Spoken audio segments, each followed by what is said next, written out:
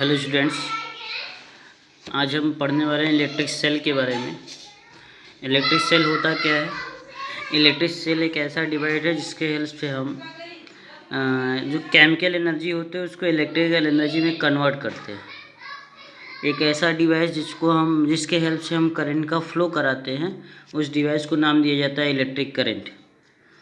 इसमें जो electric current flow होता है वो आपका पॉजिटिव टू नेगेटिव फ्लो होता है, और उसमें जो चार्ज फ्लो होते हैं नेगेटिव टू पॉजिटिव। इसमें इस प्रकार से कोई हम मान लीजिए कोई बर्तन लिए है, उसमें कुछ केमिकल ले लिए हैं H2SO4 का। इसमें दो प्लेट रखा गया है, एक प्लेट आपका जिंक का होता है, एक प्लेट कॉपर का होता है।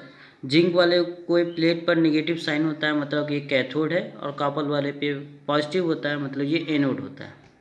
इसके बीच में जब वायर का कनेक्शन करते हैं, सर्किट का कनेक्शन करते हैं, तो करंट का फ्लो होता है। ये जो आपका लिक्विड है, इस लिक्विड को नाम दिया जाता है एक इलेक्ट्रोलाइट। और ये पूरा सिस्टम आपका क्या है?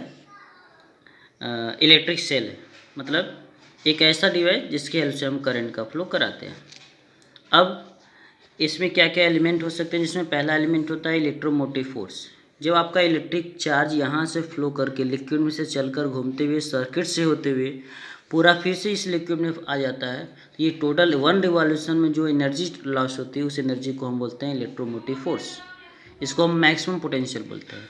मतलब electromotive force of a source is equal to maximum potential difference between its terminal, it is denoted by capital E.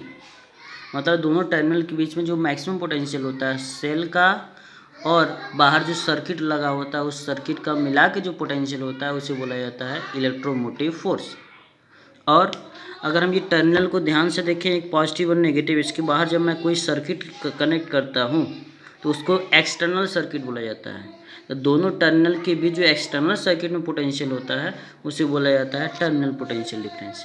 मतलब the potential drop across the terminal of a cell when a current is being drawn from it is called the terminal potential difference।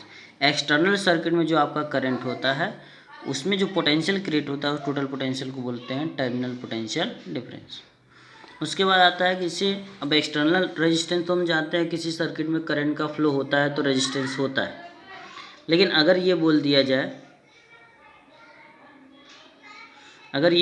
जाए कि किसी electrolyte में, ये जो electrolyte आपको दिख रहा है इसमें जो रेजिस्टेंस क्रिएट होता है उसे बोला जाता है इंटरनल रेजिस्टेंस। मतलब इलेक्ट्रोलाइट के अंदर भी एक रेजिस्टेंस क्रिएट होता है जिसे बोला जाता है internal resistance. The resistance offered by the electrolyte of a cell, the flow of current between its electrode is called internal resistance of the cell. ये आपको याद है।